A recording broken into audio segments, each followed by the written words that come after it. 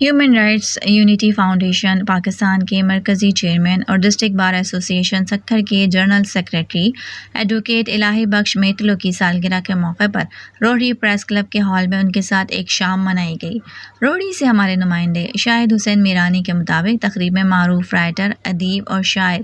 Akhtar Dargahi, Rohri press club کے صدر Mujahid Buzdar, Rohri union of journalist کے صدر Abdul Jawad Abbasi, human rights unity foundation Pakistan کی مرکزی سینئر وائس چیئرپرسن آپا زبیدہ، معروف اداکار، سماجی رہنما، human rights unity foundation Pakistan کے مرکزی جنرل سیکریٹری ڈاکٹر محمد علی میتلو، لیڈیز ونگ سندھ کی صدر آپا عظیمہ خاصخیلی، سینئر نائب صدر سندھ شہناز منگی،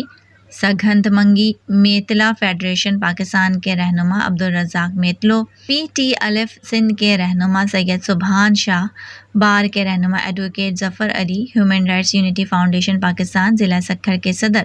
محمد یوسف ناریوال سمیت سیاسی، سماجی، علمی، ادبی اور صحافتی شخصیات نے بڑی تعداد میں شرکت کی۔ اس موقع پر پریس کلب کے صدر Mujahid Buzdar, Rohri union of journalist کے صدر عبدالجواد عباسی، مرکزی سینئر وائس چیئرپرسن آپا زبیدہ، لیڈیز ونگ صوبہ سندھ کی صدر عظیمہ خاصخیلی، سینئر نائب صدر شہناز منگی اور دیگر نے اپنے خیالات کا اظہار کرتے ہوئے کہا کہ ایڈوکیٹ الہی بخش میتلو بہترین شخصیت کے مالک ہیں۔ ان کے پاس تمام پہلو ہیں، خصوصاً وکالت، صحافت اور انسانی حقوق کی فلاح و بہبود، جس میں انہوں نے بے لوث خدمت انجام دی ہے۔ مقررین کا کہنا تھا کہ اکثر اوقات بیشتر پلیٹ فارم پر موجود شخص اپنے کام یا عہدے کے ساتھ انصاف نہیں کر سکتا، لیکن ایڈوکیٹ الہی بخش میتلو میں یہ خودداد صلاحیتیں ہیں کہ وہ تمام پہلوؤں کو دیانتداری سے پورا کرتے ہیں۔